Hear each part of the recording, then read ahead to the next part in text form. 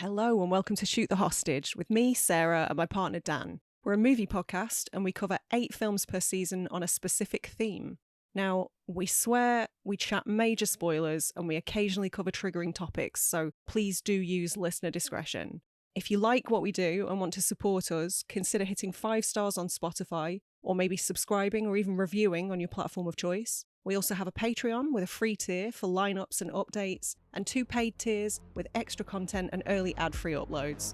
Right, on with the show.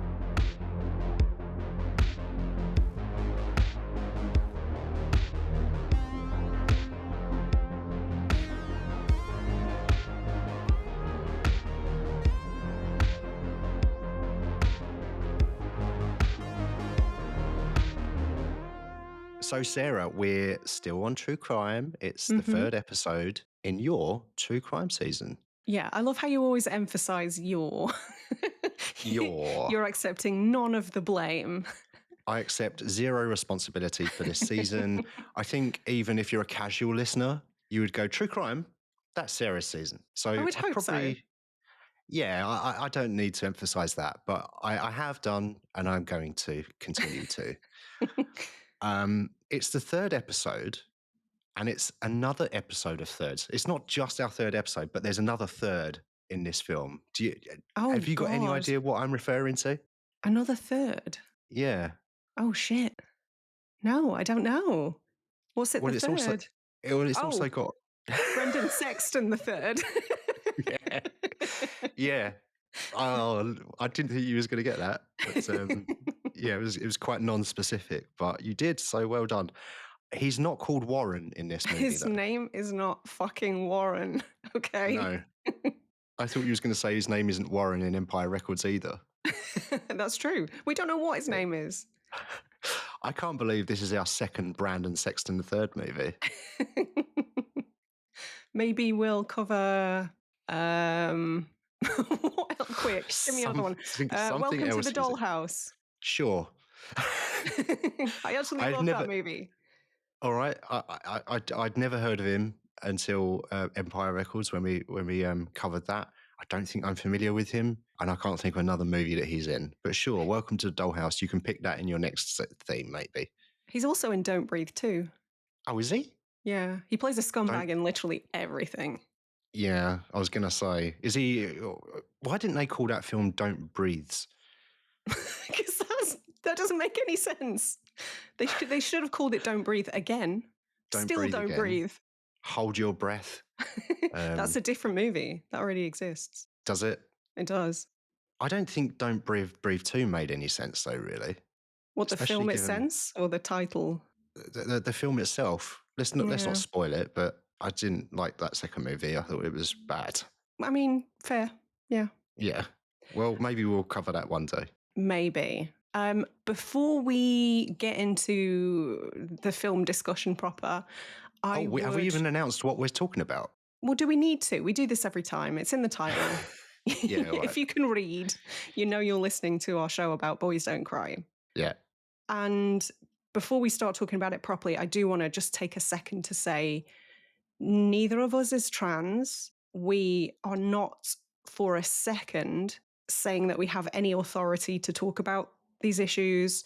I think we both consider ourselves allies, but there are times where we might make mistakes, but they are unintentional, and we're always happy to be corrected.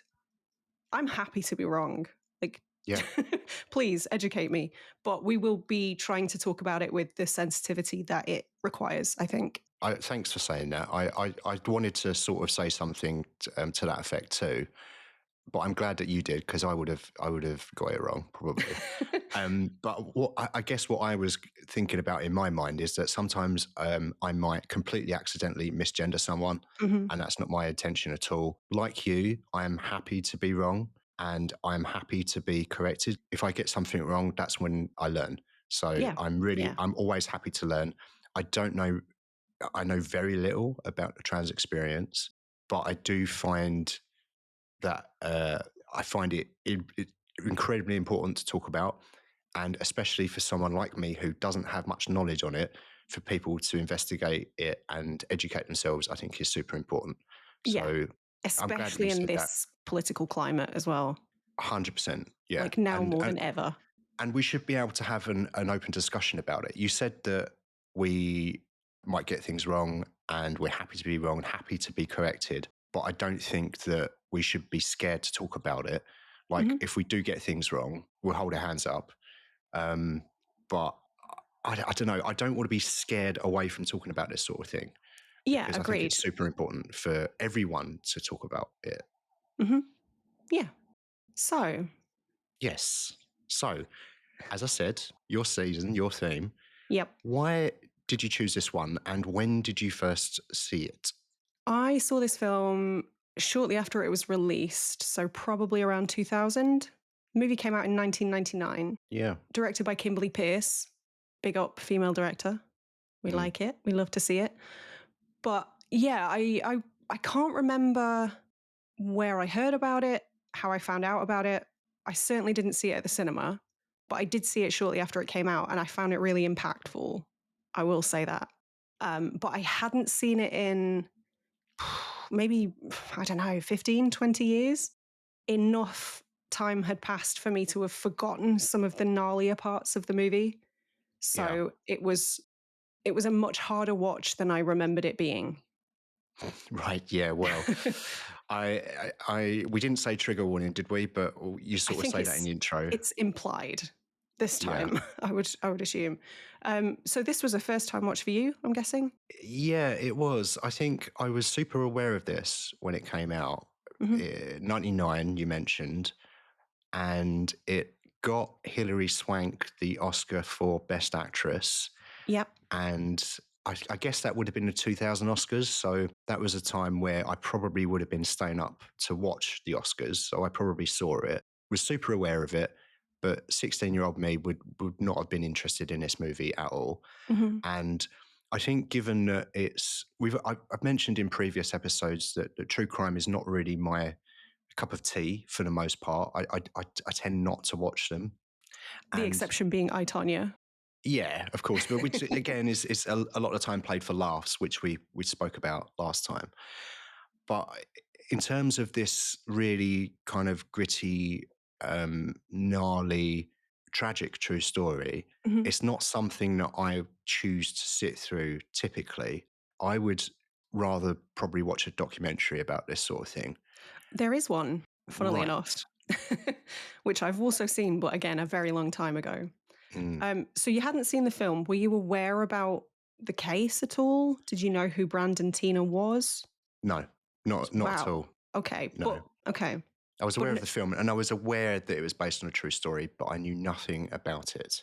But knowing that I'd programmed it in True Crime Season, you knew something bad was going to happen, presumably. Yes. I don't think I knew exactly the details, which we'll get into, but I was aware, as you said, that something bad was going to happen, and I don't think I was surprised at what happened as well. I particularly as you go through the film, I think the clues, even if you're not familiar with the case like myself, I think the clues are kind of there. You can kind of see which way it's going to go.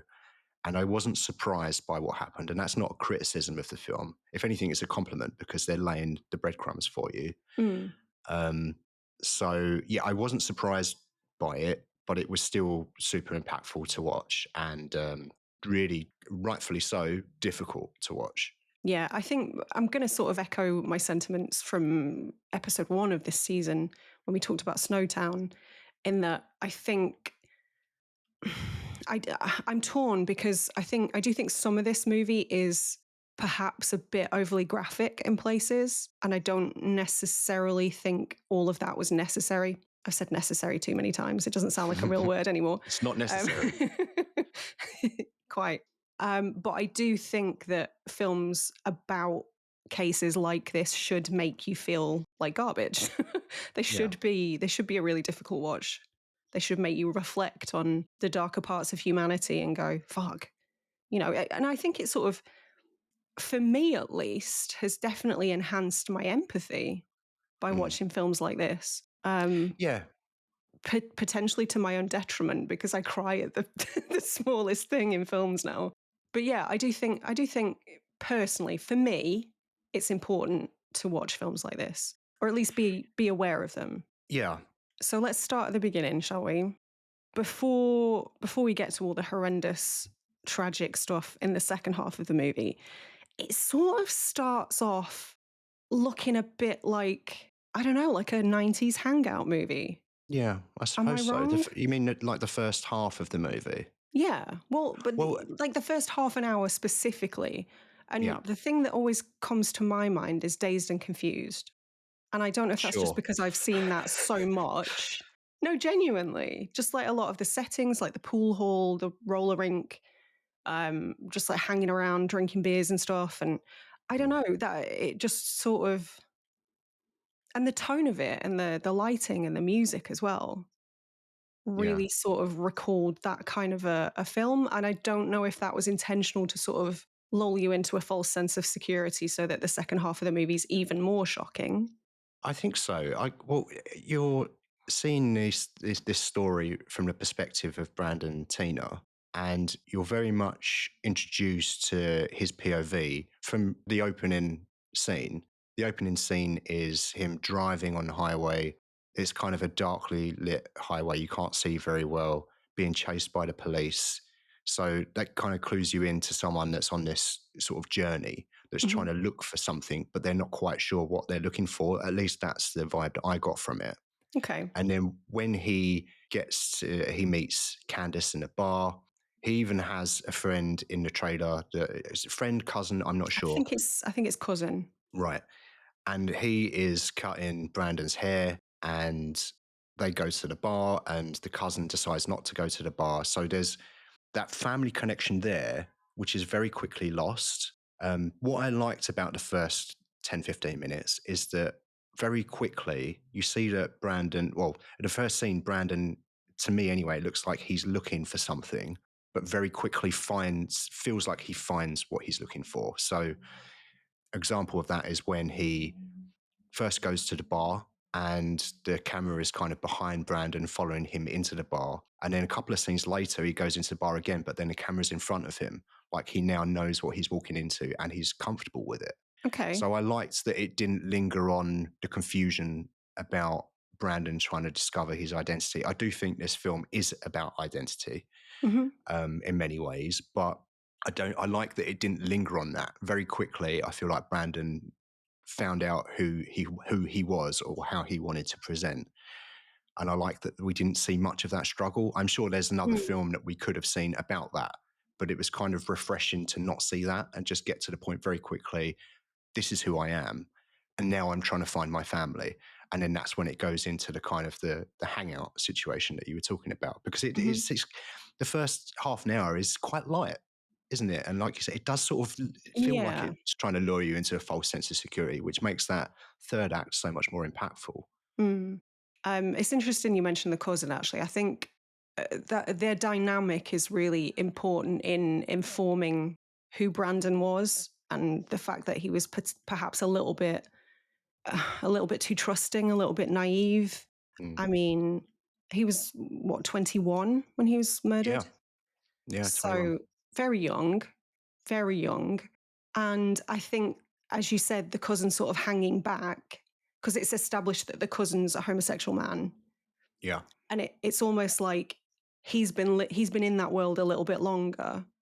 So he's maybe a little bit more cautious. yeah, Whereas Brandon's sort of been on this journey of self-discovery, has found who they are, and is sort of wanting to run headfirst into that, yeah, but maybe being a little bit too naive about it. I don't know. I yeah. think I think that's fair. the contrast between their approaches was quite interesting. I think that's fair. And like you say, like Brandon's a young man, like 21 years old. I didn't know what the fuck I was doing when I was 21. And I was super naive too. Like that's just how you are when you're 21 for the I'm most only part. 43 and I don't know the fuck I'm doing most days. It doesn't Yeah, get any better. that's not to say that I know what I'm doing now. I just know a little bit more than I did when I was 21, which is not hard, I guess. Um, but yeah, I do like that first half an hour. I like how it sets everything up. It sets things into motion. And it feels like, it's funny actually. I was thinking about Snowtown as well, because Snowtown was Justin Kurzel's first feature, and this was Kimberly Peirce's first feature. Yeah. And I thought about why. I don't know if it's really common, but we've picked movies, or you've picked movies specifically about true crime this season. There we go Emphasis again. on you. Yeah, it's not me. Why do filmmakers pick true crime as their first feature? Is it because they're sort of more on their own for the first feature, so they have to find a story themselves and adapt it as much as they can themselves? So Potentially. Maybe it's that they feel like they've got more to prove, so they pick like hard-hitting subjects. I don't know. In the case, I don't know if we can necessarily lump Kimberly Peirce in with Justin Kurzel, although I do appreciate the parallels, because I think Justin Kurzel has so adamantly like returned to true crime again and again, yeah, whereas the same isn't necessarily true of Kimberly Peirce. So for him, I guess it was more of a personal interest. I think that, well, the thing is about Kimberly Peirce is she's only made 3 feature films. Mm-hmm. It's this, Boys Don't Cry in '99, a film which I hadn't heard of in 2008 called Stop Loss, Oh, which yeah. is about soldiers, and so it's a very much, it's another social commentary film, Mm-hmm. or social analysis. And then she made the remake of Carrie in 2013, That's what I think about. which I haven't seen, so I can't judge it. I'm sorry if I just blew out your headphones. Yeah, I might have to cut that out in post, or at least find a way to tone it down. Well, I'm not Tone the it one with down. the soundboard, okay? I have to make my own sound effects. There we go. There you go. But yeah, I don't know. I thought about the fact that these two, I wonder how many other, there is actually at least one other filmmaker in this season that made a true crime movie for their first feature. I think, anyway. Ooh. But we'll maybe get to that at some point, or we won't if I'm completely wrong, and I'll just cut this out. Okay. What do you know What were you about? saying at the start about being happy to be wrong? I said that, but I didn't And then mean it. immediately walked it Yeah, back. yeah. I'm gonna just cut everything else out that I am wrong about. Right. So, which includes this whole section. So, there's no reason for us to continue talking about this really, because it's But all you'll coming leave out, my fuck ups in, presumably. except from the bit when you went like that. Okay. I'll let it in a bit from another episode where you go, "Oh, that's really good." After I said Carrie, the remake. Okay. What do you know about Kimberly Peirce? So we've mentioned that they'd made 3 features, which I Almost was really nothing. surprised about. She directed 2 episodes of a show that you really like called *Halt and Catch Fire*. Oh, I do Yeah. really like that show. So a bunch of TV, because initially I looked at her credits and was like, oh, she hasn't made many films. Like, I wonder, but there's the whole conversation there about women in filmmaking and lack of opportunities. I don't know if we want to maybe unpack that, or maybe we save that for a women in film season. I think maybe put that back in the box, tie Yeah. the ribbon back up, and shelve Okay. it for a future Shelve episode, it. because I think we've got enough to delve into this time. That's true. Yeah. And also, I'll probably hint at that thread again in another episode this season. So, yeah, she's done a bunch of TV. So she's been working. It's just that there have only been 3 features that I'm aware of. But do you know much about Kimberly Peirce other than the films? So No. she was studying at Columbia, and she was doing an MFA in film, and she was working on her thesis film about a trans person in the American Civil War. And I guess it was around about this time, this story in the mid-90s was in the news. She'd heard about this story and then went to, was it Nebraska this takes place? I think they say Lincoln, Nebraska a few times. Yeah. Right, Falls City. I've just looked at my notes there. Okay. Yeah, heard about this story, and she quickly decided that she wanted to change her thesis to this. And she went to Falls City and interviewed people in the town. She interviewed Lana. She interviewed Lana's mum, and decided that she would make Boys Don't Cry, the short film. Mhm.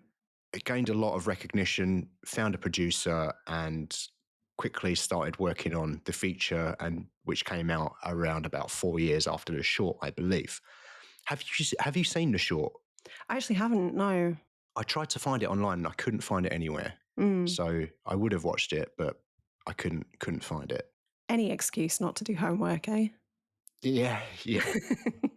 Did you happen to see any interview clips online? No, again, couldn't find much on YouTube.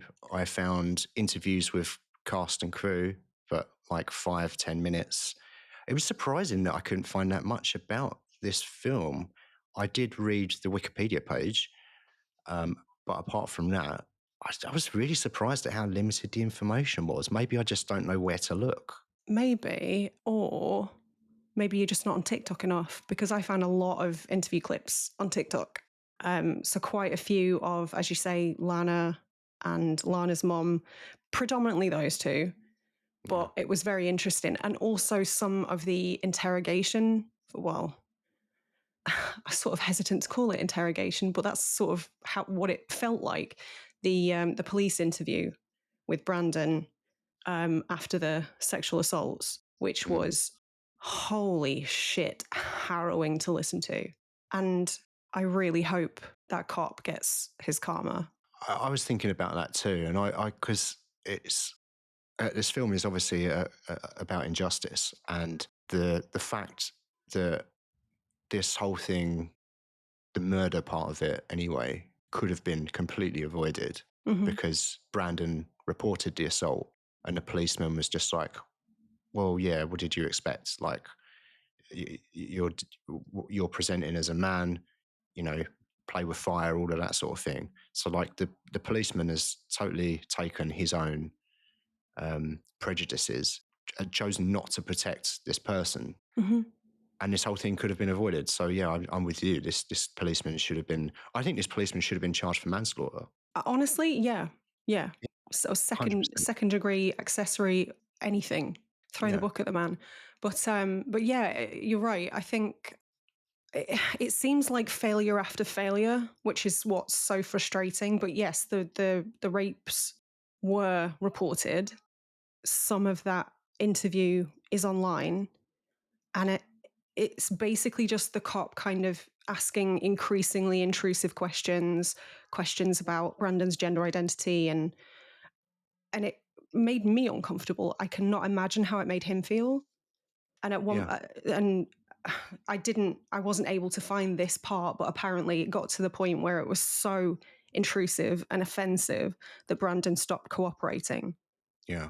Which is why, well, one of the reasons that they weren't kept in custody after the sexual assaults. That, and something that made my piss boil, was the fact that obviously Brandon went to the hospital, a rape kit was taken, it was then lost, so the physical evidence was no longer there. I don't know how often that is a thing that happens in the American healthcare system, but it, to me, seems highly suspicious that it happened in this instance. And it really makes me question how genuine that was. I don't know. I'm getting really frustrated.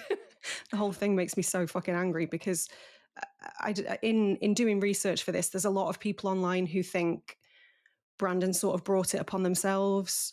Wow. I know, disgusting. There is so much about this case that makes me just want to rage, but that being one of them. But yeah, there's a bunch of other stuff. It is a nuanced case. It's a very nuanced case. I tried to find just how accurate this film was, and it does seem to be largely very accurate, with a few exceptions, which we'll talk about in the second half of the show. But I couldn't find anything that specifically stated that Brandon and Lana had a sexual relationship. But in any case, I do think it's important to sort of point out that having sex with somebody whilst concealing quite important details about yourself is a form of assault in itself, because you're denying that person informed consent. They can't make informed consent because they don't have all of the information, which does complicate things. But I think a lot of people have sort of just grabbed that and said, oh, it's all his fault. It's because of this. It's because of this. which is so boneheaded and lacking in nuance that it makes me so angry. I don't know. I think you've raised an important point there. Like, Brandon was not a perfect person. Brandon made mistakes. Again, like, I'm going by what I've seen in this film. Mhm. Yes, he did conceal information about himself. That doesn't mean by any shape or form that he deserved what happened to him. Oh That's God, not no. 100%. But But some netizens, shall we call them, do tend to go with that rhetoric, which is yeah, but disgusting. it's people looking for a black and white answer, which does not exist. Yeah, and I Things are more think complicated. it's people who already have inherent transphobia just Yeah, looking for confirmation bias, I suppose. yeah, I think so. But But I yeah, think I think with the police question, though, just going back to that, like, I think a lot of that is, I think it's just irrelevant. Questioning the gender and stuff is not. I don't think that's relevant to the case outside of laying out the facts of what happened. To make a judgment and sort of say, well, what did you expect to happen, is completely idiotic. And that stuff is not necessary to the police investigation, I think, to at least to a term that you use to interrogate them about it. mhm, This is the facts. Let's move on now. Okay, there's the assault. And by the way, these two people, John and Tom, admitted to the assault mhm. to the police. So it's an open and shut case, whichever way you look at it. Those people should have been locked up, and then no one should have died. All right. On a lighter note here. Please. No, actually, before I talk about the thing I was going to talk about, I've got a question for you. What does it mean when someone says, "I used to go muddin"? I have no idea. I don't Did you know? know. Did you notice that in the film? Mudding. Yeah, Yeah, but muddin, yeah, muddin. Like, yeah. I what the don't know. fuck? Is it Playing in the mud. muddin apostrophe? Yeah, it's Because got a that little would, squiggle bit. yeah. So it's mudding. Yeah, I don't No, know. no And idea. so you can't educate me in that either. Well, No. said this episode was going to be all about being educated and learning. I think the first thing I'm going to learn is what the fuck is mudding. Is it fun? Is it as bad as it sounds? Is it throwing mud at each other? Is it like just swimming in mud? I mean, what is it? Is it I building sandcastles but out of mud castles? Look, I don't know. I grew up in a really shitty town, but we had a bowling alley, so there was no mudding. Yeah, I know. Well, you grew up in the north. Um, I, well, so that was my first question. Like, what's mudding? And my second is not a question; it's an observation. Actually, it's Mhm. a question for you. Actually, Oh no. would you go truck riding? Would you do Now? that? No. Yeah. When I was Then, 21, probably. yeah, that looked But fun. yeah, but now, no. I Yeah. would fall and break my hip. I guess that was in the first part of the film, the first half an hour, when I was like, this seems fun. Yeah. Why is this in true crime? Yeah. Oh, little did you know. Yeah. But that was all part of or the truck riding anyway. It was in the first part of the film when Brandon's finding his family. Mhm. That's what I felt like this film was about in a lot of ways, is trying to find your family. Yeah, that kind of thing is the family stuff is told from multiple perspectives as well. Brandon's trying to find a family. John talks about how he found his family with uh, Lena. Was it Lena? Chloë Sevigny's character? Lana. Lana, that's right. Lana and Lana's mum, he says, they're my family. He's got a daughter as well, which he tries to force to drink a Budweiser, which is, I don't think that's good parenting, is it?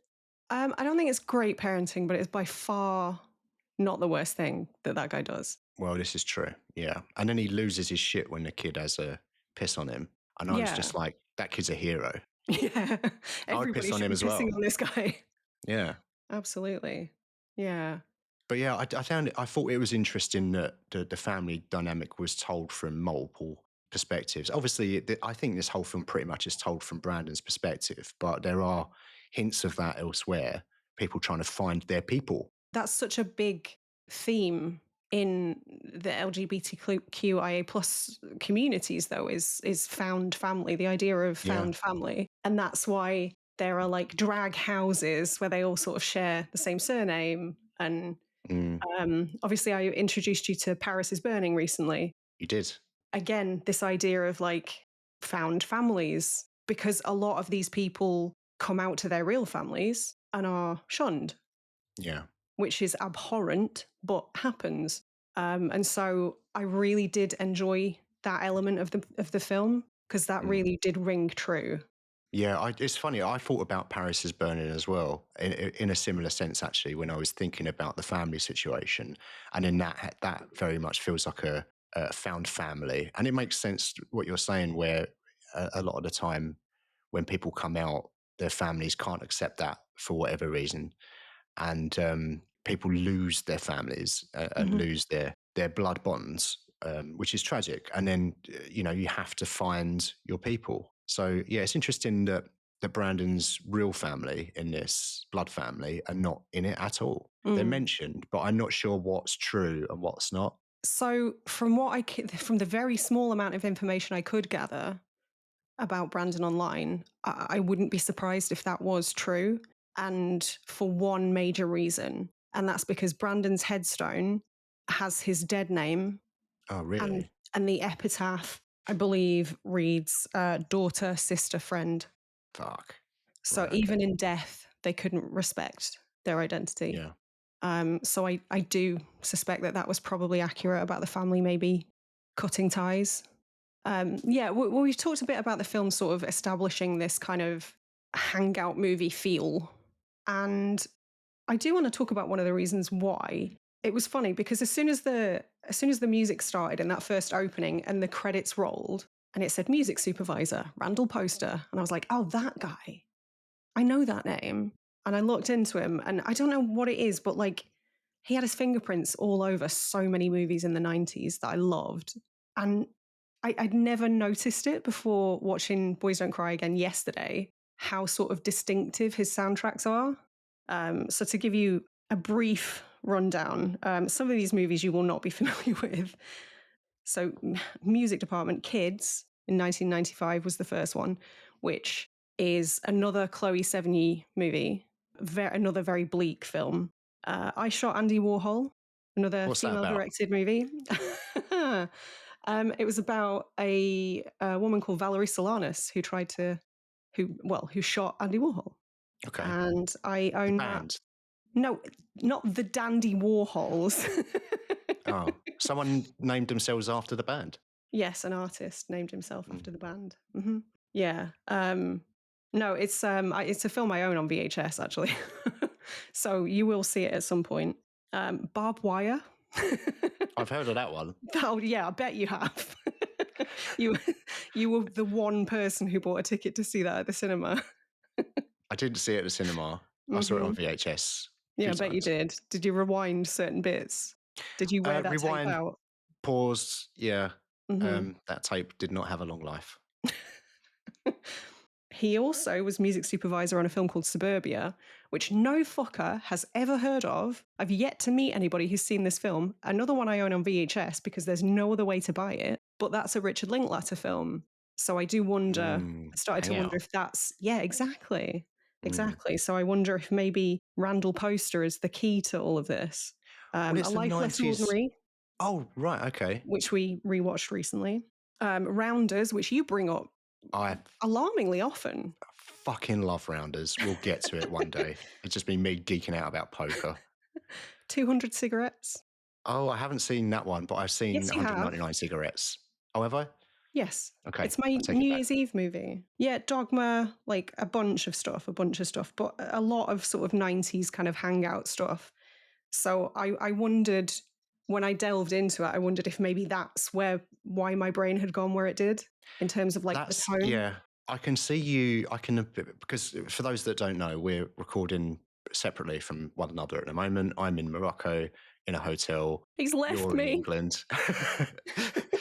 But so for those that don't know, we're separate from each other at the moment. But usually we would watch these films together. And I can imagine, when you just said that, I could imagine you seeing that name and then go, oh, what's this? And then going straight on your phone and me thinking, we're supposed to be watching the movie, do this. But I wouldn't say it because it's rude. But yeah, and I can imagine you going to Google and then seeing all of these films and realizing that you'd seen this name 100 times before. All those films are very you films. Yeah. And I think, well, they're 90s independent movies, which is your era, isn't it? That's I've my noticed thing. that's your thing. This movie came out in 1999. I think I think because we both grew up in the 80s and the 90s, so that's going to be common for both of us. But I think particularly you as well with 90s independent features. Mine are 90s action Yeah. blockbuster movies, and yours are 90s independent movies. Yeah. So it's interesting that he has worked on a lot of that sort of thing. The Linklater thing is interesting as well, especially when you sort of link this to the hangout vibe as well. That's an interesting through line. I felt very And this, validated. you just like felt like you won a washing machine on Bullseye or something. I did, yeah.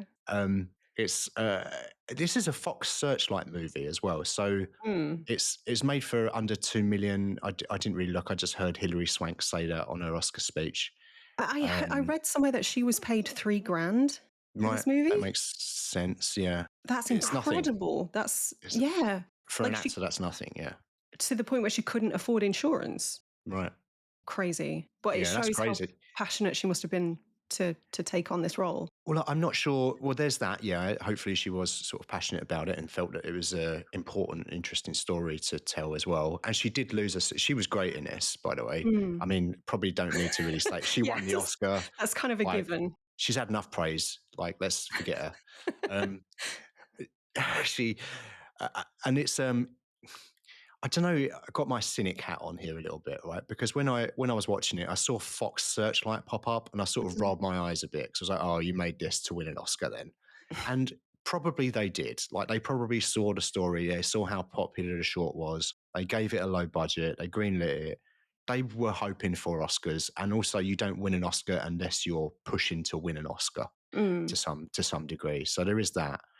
But it doesn't mean to say that it's not an important story to tell. But it does also, it very much feels like a 90s movie to me, just because it's in that era of, you have to, unfortunately, you have to mention Miramax when it comes to 90s independent features because they You just do, help yeah. shepherd a lot of them.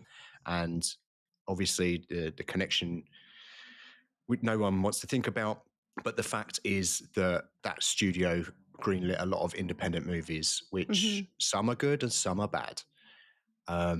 But they did, a lot of the time, I think it was Pulp Fiction, maybe Tarantino was the peak of that. But independent movies were getting greenlit and a lot of the time were really successful. Super low budget, made 5-10 times their budget back or something, and we just don't get that anymore. And if we do, it's incredibly rare that you would get such a low budget feature screened at the cinema.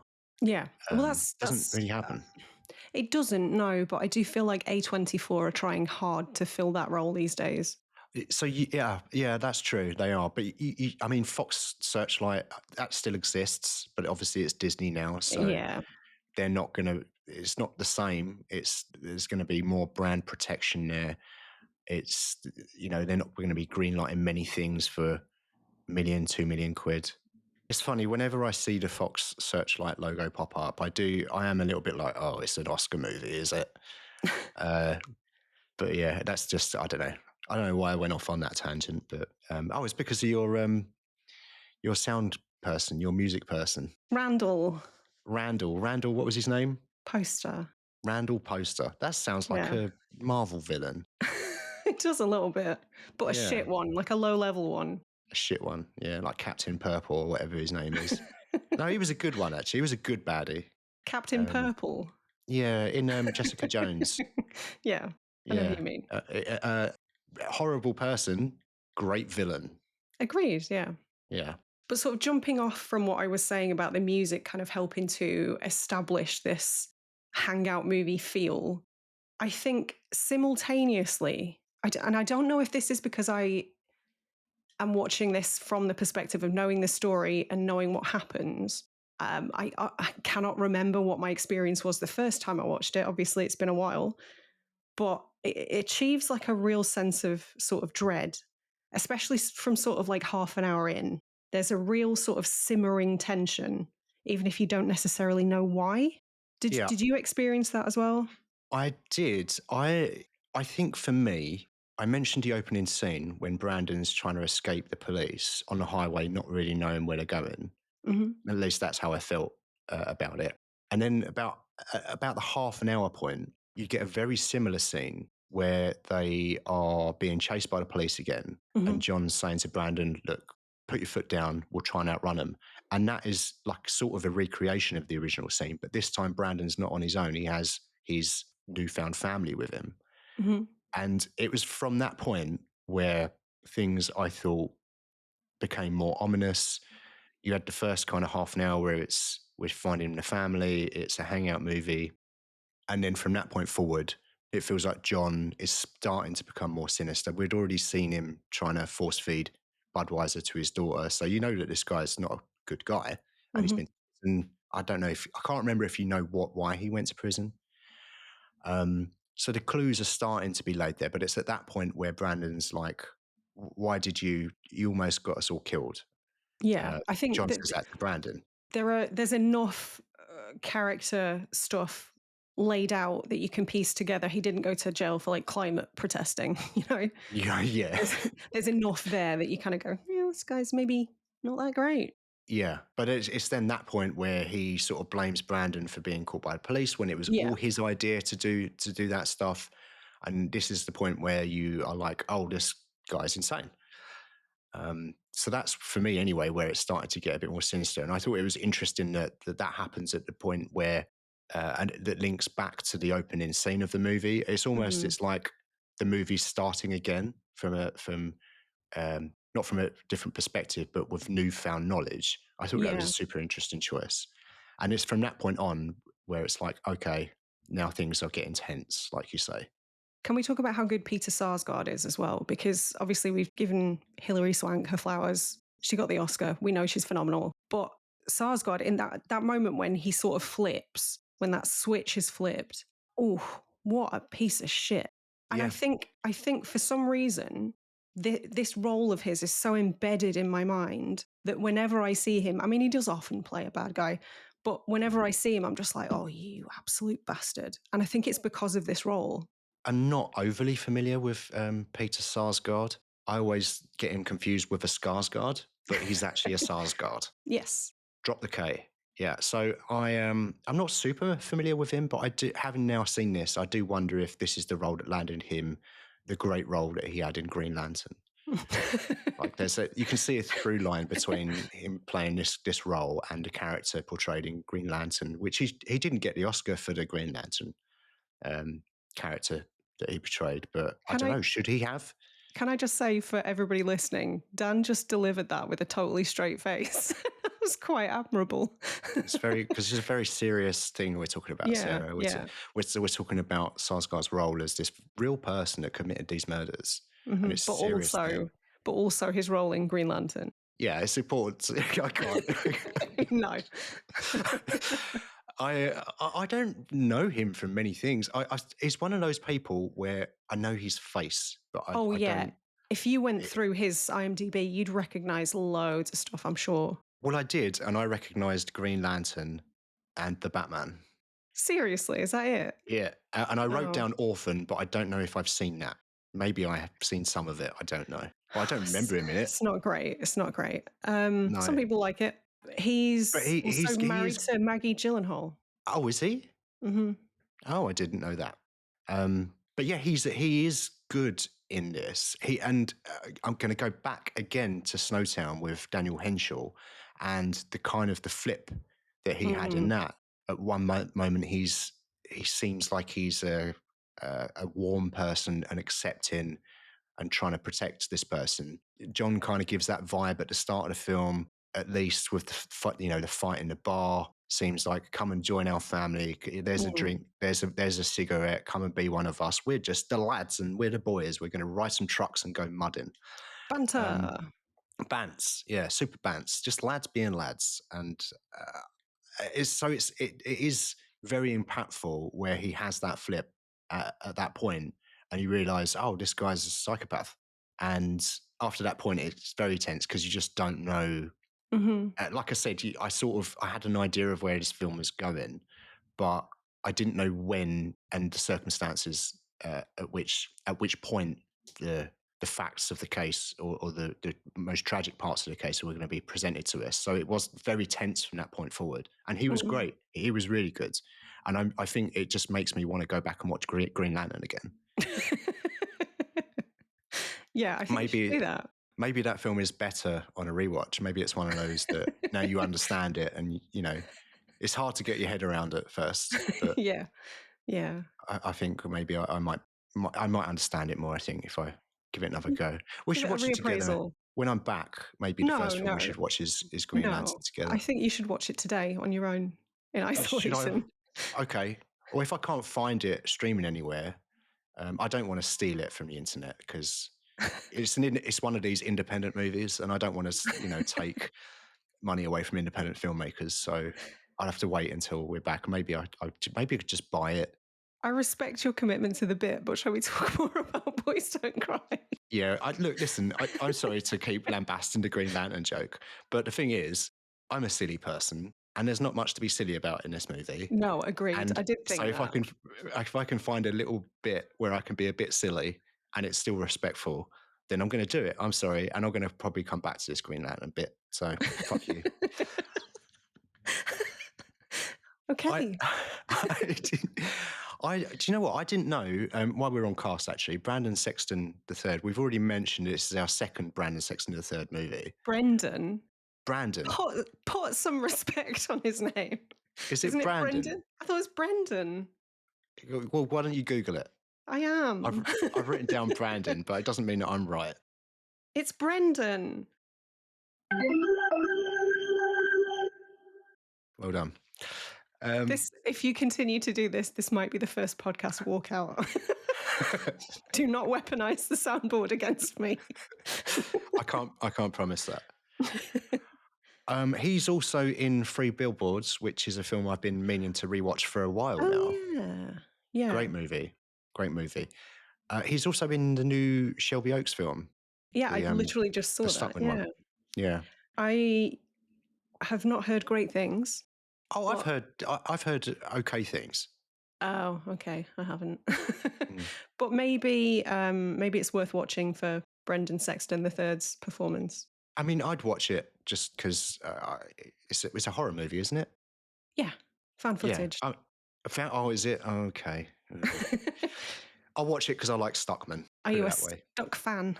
I would say I'm a Stuck fan, yeah. Seems like a good dude who knows about movies, and I'm just... I don't know. I'm always pleased for people that manage to get a film made like that because they've obviously been a fan their whole lives and you've kind of seen their journey. So you're sort of, I don't know, I'm sort of invested in it. I didn't add to the Patreon or the Kickstarter, so I'm not You're not that invested. I'm not that invested. But I do like Stuckman, yeah. And I'll be interested to see how that film works. But the woman that plays the mum, Lana, you've told me already. Lana's mum. Lana's mum, yeah. Mrs. Tisdale. I forget her first name. That just sounds like a character from a cartoon about a giant bunny or something. Oh, I was thinking like a British early 90s sitcom. Yeah, where they're probably being homophobic. Yeah. Oh, almost certainly, yeah. Yeah. She was played by someone called Janetta Arnett. No relation to Will, as far as I could tell. But apparently she was in Pineapple Express. Oh. Which we spoke about, yeah. Oh, I didn't recognise her from that. As minor character, I think. She might have been someone that got served papers by Seth Rogen. So okay. I couldn't find much information there. But other than that, it's a pretty small cast, isn't it? It's mainly these 4 or 5 people in this found family. You've forgotten Becky One. Becky One is playing Candice? Yeah. Mm-hmm. Okay. Do we know Becky One? Well, she was Becky One in Roseanne. Becky. Oh, her surname's not One. No, she's referred to by pop culture nerds, I guess, as Becky One, and Sarah Chalke was Becky Two. Right. Okay. See, I haven't thought about Roseanne since 1993, I think. Yeah, you're doing the right thing then. Yeah. I think my mum used to watch that show, and I just remember it being on where Cheers was on or something, before Frasier. a couple of years before Fraser. What a stacked lineup. I fucking hate those sitcoms. It's not for me. What did we do before Netflix, eh? I don't know. Had social lives, probably. Oh, yeah. I forgot that was an option. Yeah. Going back to the cast, obviously we've mentioned Chloë Sevigny a little bit, but not very much. What did you think of her portrayal of Lana, and what did you think of the romance between Brandon and Lana? I thought it was interesting because it's like I thought that when Brandon goes to the house after he meets Lana in the gas station. Um, the house is like shown very cold, like there's blues and stuff. Lana has red hair, like color theory, all that stuff. So it's interesting that she kind of is playing it a bit cold initially, but you learn from that character that I don't know, she probably as a protection module, like to try and protect herself from all this stuff that's going on. You learn that she's not a fan of her surroundings and the town. And there's also a hint at she was groomed by John from an early age while he was in prison. Like there's that whole situation. And her mum is also not portrayed in the best light as well. So Well, it it's seems like interesting that her mum kind of allowed that to happen. yeah, that's how it's portrayed in the movie for sure. So initially, I felt there's something missing from this performance, but as the film continues, that was obviously a choice. Like she's shut herself off from all of this stuff, and she begins to warm up as her and Brandon get to know each other. So I thought that was interesting, and tragic story for her as well, because she finally met someone who kind of loved her for herself, and equally she loved Brandon for who he was, although she didn't have all of the facts. So again, that's a bit more nuanced than Yeah, I believe first meets the eye. the only real change from real life to the movie is that apparently when Lana found out about Brandon's kind of biological status, she immediately ended the relationship. Oh, really? Yeah, Okay. that's what she herself says. Anyway. Yeah. Okay. But I liked her performance. That it feels like there was that character went on a real journey, and I thought that it was a tragic ending. But yeah, she gave for what I thought initially was a bit of a flat performance, but not. It was definitely a choice for that character, ending in a super emotional performance. What do I know? Chloë Sevigny. Sevigny, I believe. I mean, American Psycho is the one. She's not in that film an awful lot. Zodiac, which is a film that could have been on this list, I guess. It may or may not have been on my initial list, yes. Yeah, I'm glad that it wasn't on account of it being three days long. Bones and All, I wrote down. She was apparently in that. But it's not someone that I'm super familiar with. She's somebody who sort of not necessarily flew under the radar, because I think she's relatively well known for both modeling and acting, but she's definitely favored indie projects and like the cheaper end of indie as well. She's been in some really controversial stuff. I think kids Not Green have Lantern. already not Green Lantern, no, different kind of controversial. She's in Kids, which is a Larry Clark movie, which I mean he's kind of a controversial figure all on his own. She's worked with, you mentioned Bones and All, she's worked with Luca Guadagnino a couple times, I think, because she was in a TV show, an HBO show that he did that I haven't been able to find anywhere. I really want to watch it. But do you think maybe it's on HBO? Yeah, but we can't get that over here, can we? It's probably they tend to end up on Now TV, maybe. Sometimes they do, yeah. Sometimes you need of money. Well, we'll get HBO Max at some point and we can catch up on all this stuff. There's some documentaries on there that I want to see anyway. You need to be in the 3 comma club to be able to afford every fucking subscription these days. I know. That's why you take it in turns. But yeah, she's been working in Hollywood for like 30 years at this point. Yeah. I think she's solid. I really do. Yeah. And also, like, I can definitely see risking it all for 90s Chloë Sevigny. I get it. Really? I can see that. Yeah. Yeah. Okay. But also, I did enjoy their sort of, this is going to make me sound prehistoric. I really enjoyed their courtship. Yeah, I wondered what you was going to say, and I was thinking, no, I don't think you could ever sound prehistoric, Sarah. And then you said courtship. I was like, oh, yes, you can. I can always surprise you. Yeah, they were. This film is all about courting. Yeah, Well, that and mudding, apparently. yeah. Maybe the two things can go together. Who knows? Maybe. Once we find out what mudding is, we'll get back to you on that one. Yeah. But yeah, I don't know. I really enjoyed it because it was a bit of a reprieve from what I knew was coming for a start, Mm. but also, I don't know, quite believable in a way. Like I can see how they would both be charmed by one another. They both had difficult upbringings, probably. And I don't know, I guess, not to sound really lame, but when you meet somebody that it feels kind of like home, like it feels Mm. familiar and comforting. And I think it just makes it all the more tragic Yeah. that if they hadn't met, this potentially would not have happened.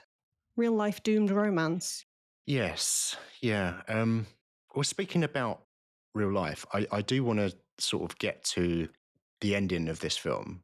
And I sort of said I had an idea of what was coming, but I don't think I really knew to what extent. And after the assault in the car, when they find out that Brandon has been concealing some information, they assault Brandon, and after that, they kind of try to force him to have a shower, clean the evidence away. Very Mhm. cleverly, Brandon escapes and goes to report the crime. That was accurate. Oh, really? Yeah, he Like, escapes out of a window. thinking quick, thinking on your feet there. Um, After that, they threaten to kill Brandon if he goes to the police and tells anyone about what's happened. And then you get the scene where they actually murder Brandon. And I wasn't expecting the execution quite like that and Mm, shown kind of full frontal, very, it was difficult to watch. But mhm. also, I wasn't expecting them to kill Candace. I didn't see that come in. But did you know that there was also a third person that wasn't shown in the film?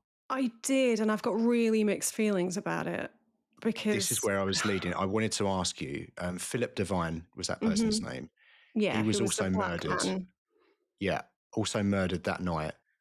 And I had no idea until I listened to a podcast about the real life case, and they mentioned it there. So that's my Mm. question to you. How do you, why was that person left out, and how do you feel about it? Um, I am really conflicted about it because, as the only black person in the story, to me it feels, I don't know. I don't want to cast aspersions that might not be backed by anything, but excluding the one black person from the story feels odd to me. It Mm, feels intentional and I don't like it. However, I did find an interview with Kimberly Peirce, and she did sort of, when questioned about that, she did say, I think her exact quote was, and I'm paraphrasing a little bit, but she said something like, the first drafts of the script did include his character, but it made the film start to feel unwieldy, mm. which I don't know. I don't know. I get it, but like, would one extra person on the fringes really have made the film too dense? Yeah, it's an interesting question to ponder, I think, because as I say, I had no idea that this person was also murdered. And I it sort think of feels disrespectful to the real guy as well. it does feel disrespectful. On the one hand, I'm like, well, it's not a documentary. You know, a documentary, if it was left out of a documentary, no question, what are you doing? This is not fact. So there's that side of it. Another thing that I'm thinking is like, this is all Brandon's POV, I guess. So you're telling his story. But then also, like you say, if when that scene happens, they kill three people, you're not, I don't really see how that's unwieldy. That other Mm. person just happens to be there. So they kill this person as well. I assume because that person would have been a witness to the Yeah, murder. we don't need their entire backstory. No. like I get it if they were like, if the filmmakers were like, well, we've included this person throughout the movie. There's lots of scenes in there, and it feels unwieldy. But if everything's exactly the same, but then you've got another 3 seconds where Philip's Well, shot. so to play devil's advocate, it wasn't exactly the same. Mm, So, firstly, Lana denies being at the scene. She denies being witness or privy to that murders at all. yeah. Okay. The second thing is Brandon was not shot in the head. I think he was shot twice in the stomach. Then somebody mentioned that they saw him twitching, so he was then stabbed in the chest with a kitchen knife, I believe. Yeah. And then both John and I keep wanting to call him Warren. Warren. Call him Warren. Oh, God. Both John and Warren kind of went a little bit apeshit and just started repeatedly shooting the bodies from the sounds of things before leaving.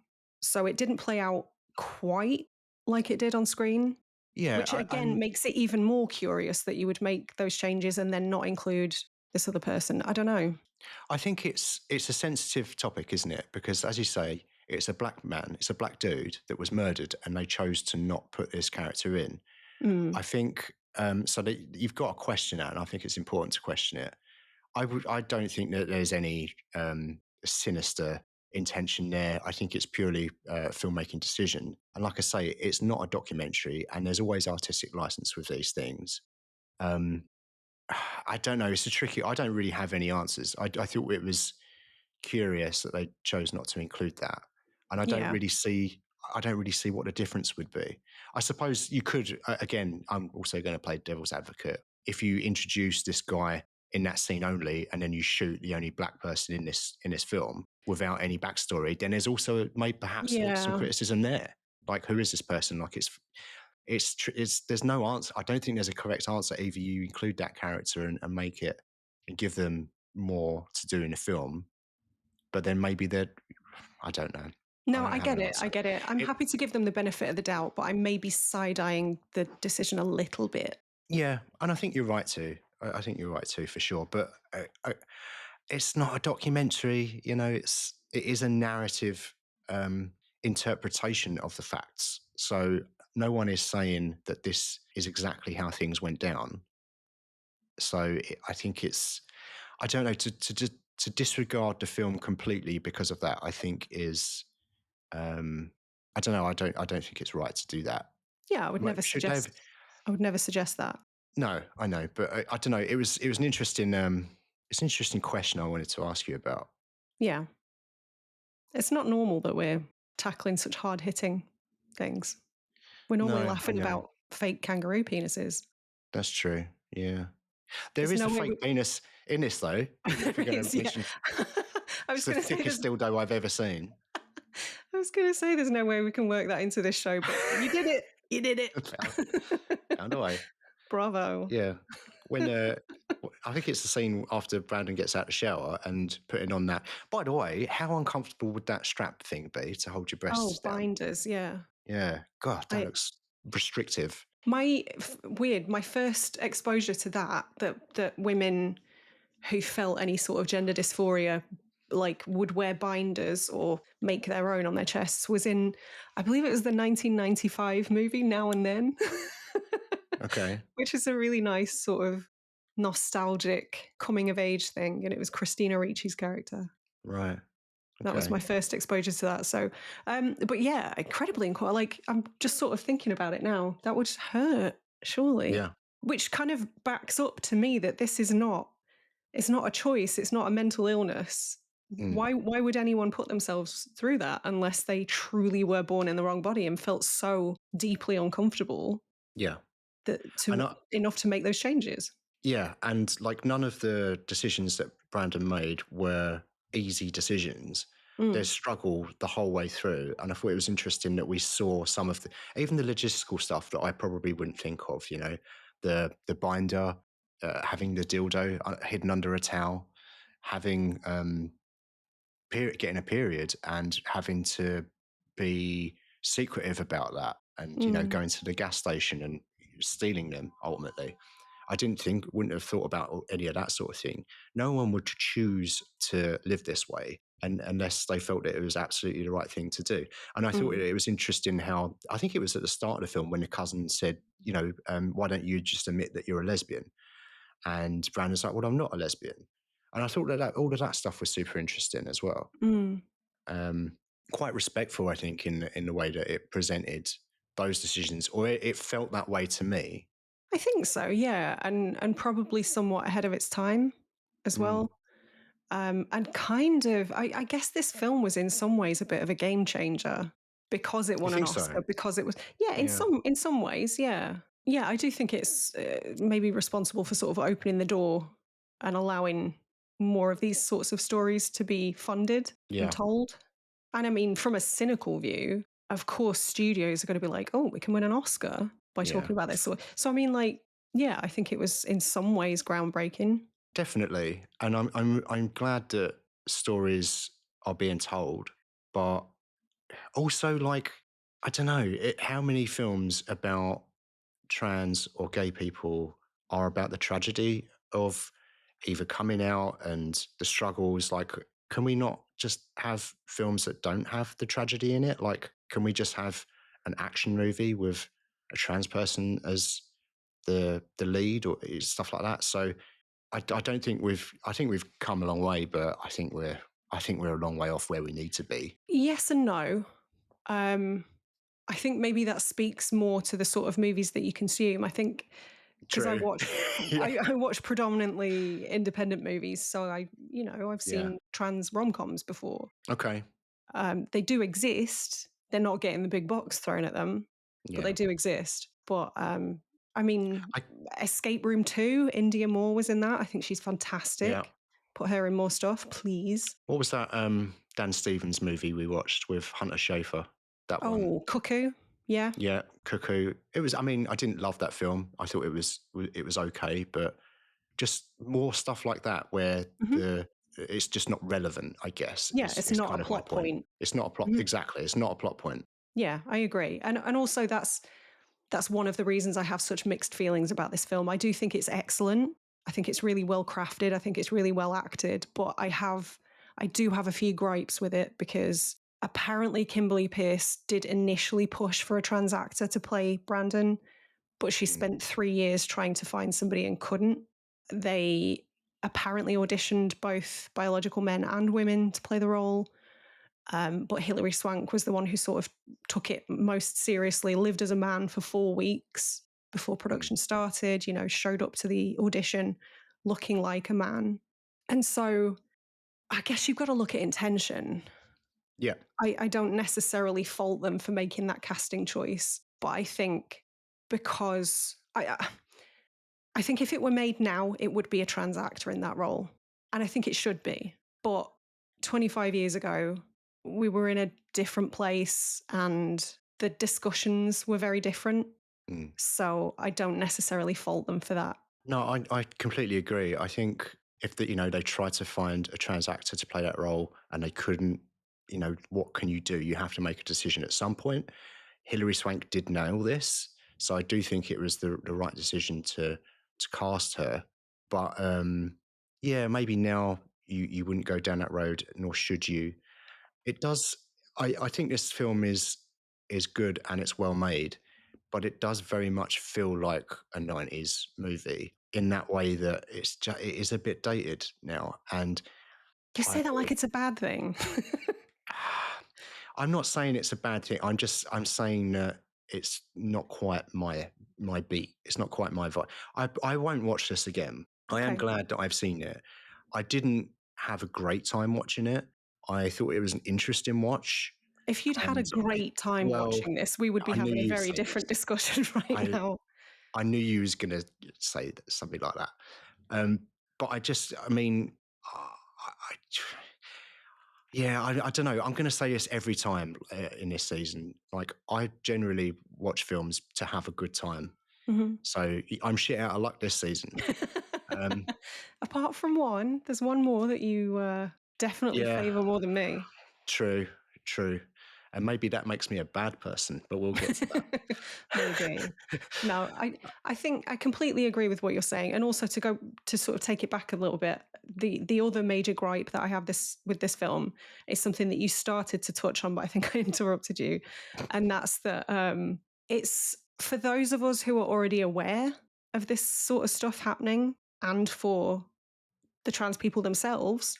Do they need to see more violence perpetrated to the trans community? No, absolutely not. And it's so fucking harrowing. However, I do think it should be required viewing for every transphobe. This is what your actions can lead to. Yeah. No, I couldn't agree more. I think I'm sort of, the violence against trans people, I don't want to see any more of it. And this is me talking, so I can't imagine if you're, if that's your experience, then you don't want to be, and you don't need to watch it. But if you're a massive transphobe, then required viewing for sure. They should Clockwork Orange their eyes open and force them to watch it. Yeah. Or they should prescribe it on the NHS. Yeah. Prescribe watching this movie, Clockwork Orange, with the little cocktail sticks to force open their eyes, and then directly followed by a Green Lantern.